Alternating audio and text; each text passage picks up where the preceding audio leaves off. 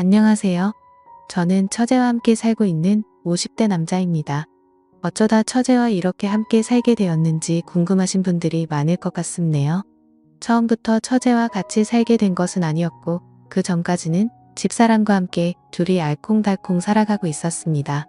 저와 집사람은 대학생 때 처음 서로를 알게 되었고 그때 당시 저는 재수생이었습니다. 공부를 못했다기보다 집에 좋지 않은 일이 있어서 그 당시 대학교를 꿈도 꾸지 못했죠. 아버지의 사업이 넘어가서 빚쟁이들에게 쫓겨다니느라 집을 계속해서 바꿔서 도망다니기 바빴었습니다. 대학교 지원은 커녕 고등학교도 제대로 나가지 못해서 출석 일수가 부족해 혹시나 졸업도 못할까봐 전전긍긍하며 지냈었네요. 그래도 다행히 아버지의 지인들께서 도와주셔서 반년 만에 어느 정도 상황은 나아졌었죠. 결국 저는 다시 공부를 이어갔고 그렇게 일반적인 남들보다 1년 늦게 대학에 진학하게 되었습니다. 그렇게 입학한 대학교에서 처음부터 허둥거려서 기숙사를 신청하는 시기도 놓치고 말았습니다. 그래서 이 일을 어쩌나 방황하던 중 괜찮은 하숙집이 있다는 정보를 친구가 알려주더군요. 다행히 전년도에 고등학교 동창이 먼저 이 학교로 입학해서 저에게 많은 도움이 되었습니다. 이제는 선배라고 부르라며 너스레를 떨었죠. 아무튼 그래서 친구에게 고맙다고 밥 한 끼 사겠다고 말한 뒤 하숙집을 계약하러 찾아가 보았습니다. 아직 계약하기 전이라 아무도 없겠지 싶었는데 한 어린 여학생이 문을 열어주더군요. 순간 놀라서 당황하며 아무 말도 못하고 있자 여학생은 저에게 말을 걸었습니다. 하숙집 보러 왔어요? 고개를 끄덕거리자 뒤돌아 큰 목소리로 엄마 하고 외치더군요. 순간 하숙집 딸이구나 라는 것을 알게 되었습니다. 반가워요. 우리 엄마가 하는 곳이라서 그렇게 하는 말이 아니라 진짜 여기만큼 가격 대비 깨끗하고 음식 잘 나오는 곳 없거든요. 라고 싱긋 웃으며 말을 하더군요. 악수를 건네는 당당한 여학생의 모습에 저는 첫눈에 반해버리고 말았습니다. 마치 어른처럼 세련되고 자연스럽게 손을 내미는 여자는 난생 처음 보았거든요. 저는 그렇게 홀린 듯 하숙집을 계약하게 되었습니다. 알고 보니 여학생은 저와 같은 그 해의 신입생으로 같은 학교를 다니게 되었다고 하더라고요. 게다가 우연인지 인연인지 그녀와 저는 전공마저 똑같아서 급속도로 친해지게 되었죠. 제가 재수한 사실을 알고 오빠라고 부르는데 행동은 저보다 훨씬 어른스러워서 참 신기했어요. 하숙집 맨 위층은 주인 아주머니와 여학생 그리고 그 여학생의 여동생까지 셋이 살고 있었습니다. 그녀와 저는 점점 친해져갔고 이야기를 나누던 중 제가 재수한 이유에 대해서 궁금해 하길래 솔직히 말해줬죠. 아버지의 사업 때문이라며 조금은 원망스럽다는 투로 이야기하자 그마저도 부럽다고 하더라고요. 자신은 태어났을 때부터 아버지가 없어서 한 번이라도 아빠의 정을 느껴보고 싶다고 말을 했습니다. 그 말을 듣는 순간 제가 불평불만을 했던 사실이 부끄러워지더라고요. 아버지가 보고 싶다며 눈물을 글썽이는 그녀의 얼굴을 보자마자 저도 모르게 고백을 해버렸습니다. 내가 그 빈자리 다 채워줄게. 가족이 되어서 절대 널 외롭게 두지 않을 거야. 말해놓고도 제가 무슨 소리를 한 건지 제 스스로도 깜짝 놀라서 얼굴이 빨개졌습니다. 그런 저를 빤히 보더니 귀엽다는 듯 오히려 제 머리를 쓰다듬으며 말하더군요. 앞으로 얼마나 잘하나 지켜볼 테니 한번 노력해봐요. 그녀의 말에 그게 대체 무슨 뜻이냐고 수락인지 거절인지 다시 한번 물어봤죠. 여유있게 웃으면서 맞춰보라는 그녀와 허둥지둥대며 새빨개진 저는 그날 연인이 되었습니다. 그녀가 바로 지금의 집사람이죠. 그때 당시의 처제는 나이가 너무 어려서 생각이 잘 나지 않습니다. 기억을 더듬어 보면 늘 하숙집 아주머니 앞치마 끝자락을 꼭 잡고 서 있던 것 같아요. 제법 나이 차이가 나는 두 자매였죠. 집사람이 20살일 때 처제는 6살이었습니다. 아버지가 일찍 돌아가셨는데 처제는 어떻게 존재하는지 묻고 싶었지만 그 당시에는 왠지 물어보면 안 될 것 같아서 물을 수 없었어요. 장모님께서 잠시 만나셨던 남자에게서 생긴 아이라는 건 나중에 알게 된 사실이었습니다. 그러나 처제가 태어날 때쯤 이미 헤어지고 연락이 되지 않아서 장모님께서 혼자 키우셨다고 하더군요. 그런 처제에게 저는 오빠이자 삼촌 그리고 아버지 같은 사람이었습니다. 두 자매는 아버지 없이 살아와서 그런지 무척 정에 목말라 있었어요. 그래서인지 저를 참 잘 따랐습니다. 저도 그런 그녀들을 보면 안쓰러워서 한없이 잘해주고 싶더라고요. 아무튼 1년 동안 예쁜 사랑을 키워가던 중 저는 대학 1학년을 마친 후 군대를 가게 되었습니다. 울먹이는 그녀에게 기다리기 힘들면 그냥 다른 남자 만나도 된다고 했지만 고개를 가로저으며 꼭 기다릴 거라고 하더군요. 솔직히 저는 기대하지 않았습니다. 제 주변에도 군대를 가면 99% 고무신을 거꾸로 신는다는 이야기밖에 없었기 때문에 진작부터 마음을 비우게 되더라고요. 기다리면 고맙지만 그렇지 않더라도 원망하지 않겠다는 마음이었죠. 그래서 첫 번째 휴가를 나왔을 때 그녀에게 연락이 오지 않았어도 조금은 서운할 뿐 그럴 수 있다고 생각했습니다. 하숙집을 찾아가 볼까 생각도 했지만 괜히 미련 떠는 것을 보여주고 싶지 않아서 그냥 복귀를 했습니다. 두 번째 휴가를 나왔을 때에도 깜깜무소식이었습니다. 저는 그래서 이제 아예 끝났구나 싶었죠. 그러던 어느 날 부대로 누군가 면회를 왔다고 하는 것입니다. 혹시 그녀일까 싶어서 서둘러 갔더니 그곳에는 전혀 예상치 못했던 여자가 앉아 있었습니다. 바로 장모님이었죠. 왜 여기에 혼자 오셨냐고 물으니 펑펑 울면서 자기 딸 좀 말려달라고 하는 것입니다. 그래서 저는 영문도 모른 채 어리둥절할 뿐이었죠. 정황상 제가 차인 건데 대체 뭘 말려달라는 건지 모르겠다고 하자 제 가슴을 치시며 화를 내셨습니다. 너 때문에 내 딸이 임신했다고. 자신과 똑같은 길을 걷게 하고 싶지 않았는데 이놈의 팔자가 어찌나 사나운 건지 라면서 말하시더라고요. 아유 진짜 내가 못 산다. 너한테 민폐 끼치지 않겠다고 혼자 나와서 기른다는데 내 속이 다 썩어 문드러지겠다. 어쩌면 좋니? 그 이야기를 듣는 순간 머리를 한때 맞은 것처럼 띵하더군요. 그녀는 제 예전 한마디 때문에 임신 사실을 숨긴 것입니다. 입대 전 그녀와 술을 마실 때 제가 무심코 한 말이 있었거든요. 난 우리 아버지처럼 자식들 고생시키기 싫어. 가진 것도 없는데 무작정 애를 낳으면 어떡해. 애들이 뭐 그냥 알아서 쑥쑥 크는 줄 아는데 진짜 답답해 죽겠다. 난 절대 돈 없이 애들 키우지 않을 거야. 내 능력이 되기 전까지 아이를 가질 생각도 안 할 거고. 만약 내가 돈을 많이 못 벌잖아? 난 그럼 아이를 갖지 않을 거야. 제가 술 기운에 짓걸린 그 말들 때문에 저에게 임신 사실을 알리지도 못하고 혼자 전전긍긍 하다가 숨어버린 것이었죠. 저는 너무 미안해서 눈물이 흘렀습니다. 미련한 저 때문에 마음고생을 시켜서 정말 속상했습니다. 그 다음 휴가를 나가자마자 그녀를 찾아가서 무릎을 꿇었습니다. 어느덧 봉근 나온 배를 황급히 감추며 당황해 하더군요. 너에게 불안감을 줘서 너무 미안해. 우리 결혼하자. 지금처럼 마음 아픈 일 한평생 없도록 노력할게. 정말 잘할게. 제 고백에 그녀는 아무 대답도 않고 가만히 눈을 감고 서 있다가 고개를 끄덕였습니다. 그렇게 저는 아빠가 되었고 남편이 되었습니다. 저희 부모님은 저를 크게 혼을 낼 줄 알았는데 기왕 이렇게 된 거 어떻게 하냐며 남자답게 책임지라고 하시더군요. 다행히 반대하는 사람 없이 행복하게 우리는 결혼할 수 있었습니다.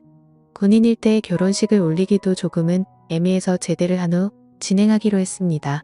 집사람도 배가 점점 불러와서 차라리 아이를 낳고 웨딩드레스를 입고 싶다며 그때 가서 식을 올리는 게 좋다고 하더군요. 휴가 나온 날 혼인신고를 미리 하러 동사무소에 가는데 참 기분이 싱숭생숭했습니다. 내가 유부남이라니, 곧 우리를 쏙 닮은 아이가 생긴다니 정말 믿겨지지 않았죠. 무사히 출산을 하고 휴가 때마다 커가는 아이의 모습을 보며 혼자 육아를 담당하는 집사람에게 참 미안하고 고마웠습니다. 장모님도 많이 도와주셔서 다행이라고 생각이 들었어요. 이제 막 초등학교에 올라간 처제는 마치 자신의 동생이 생긴 것 같다며 좋아했죠.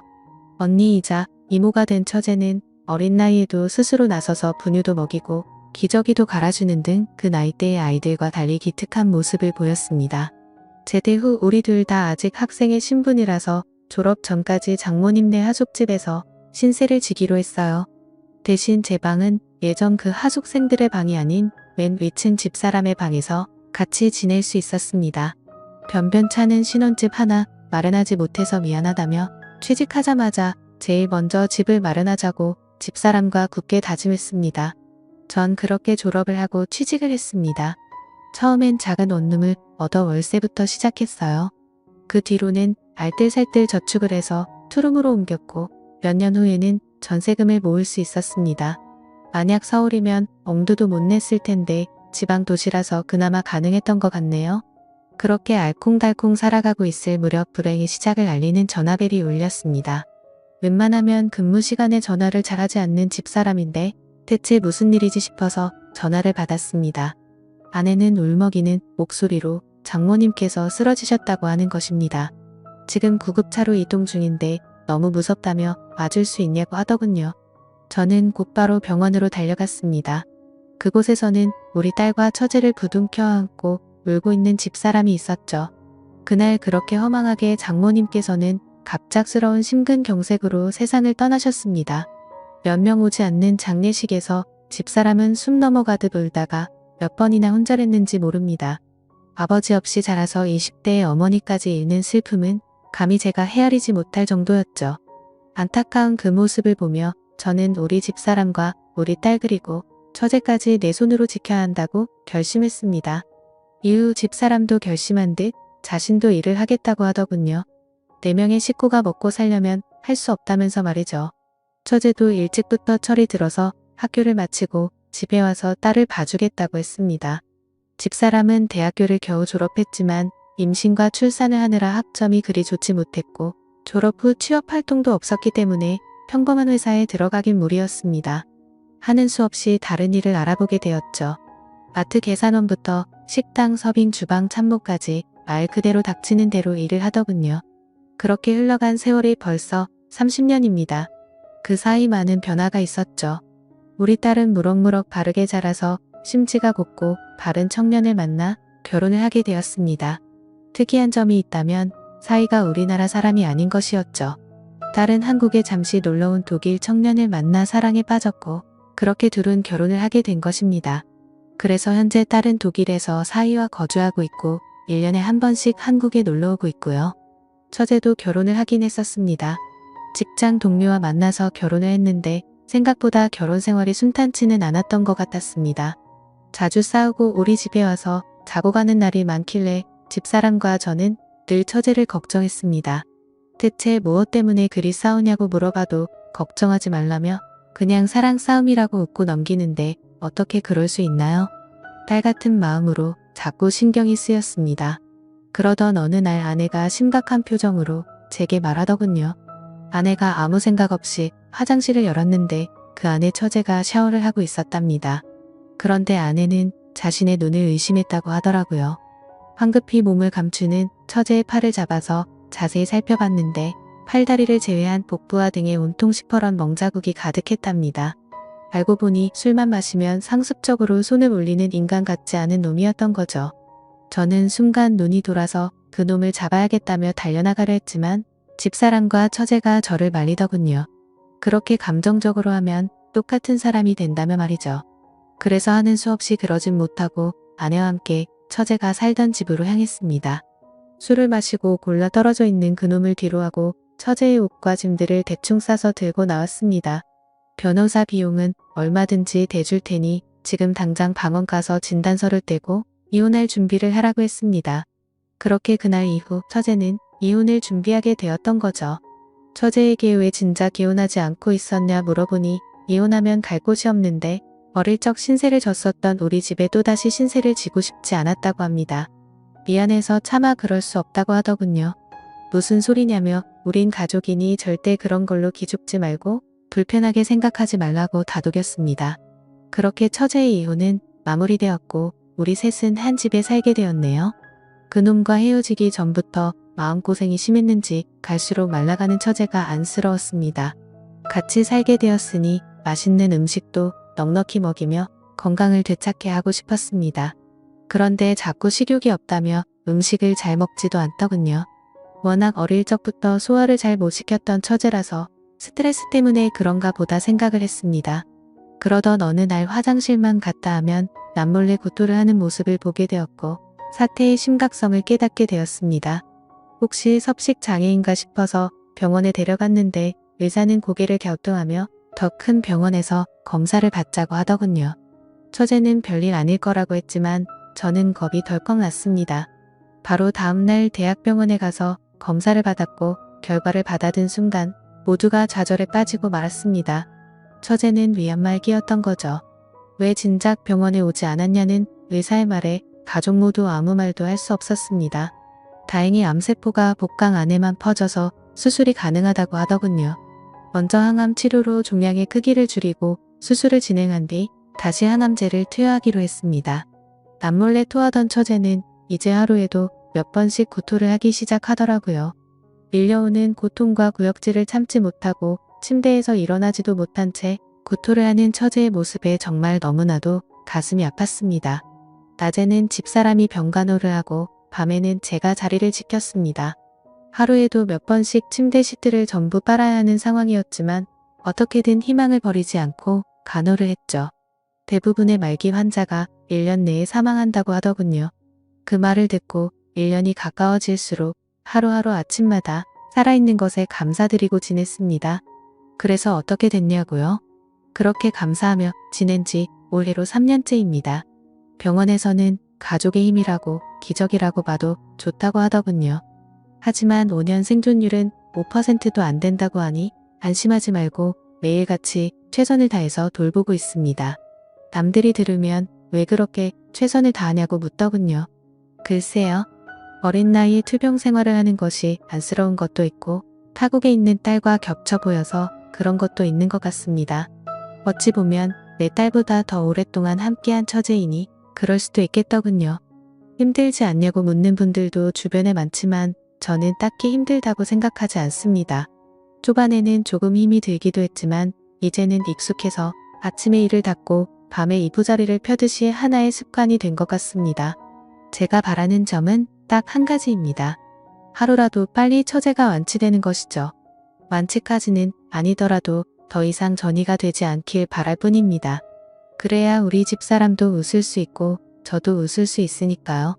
저희 가족과 같은 가족분들 모두 힘내시고 기운 내시길 바랍니다.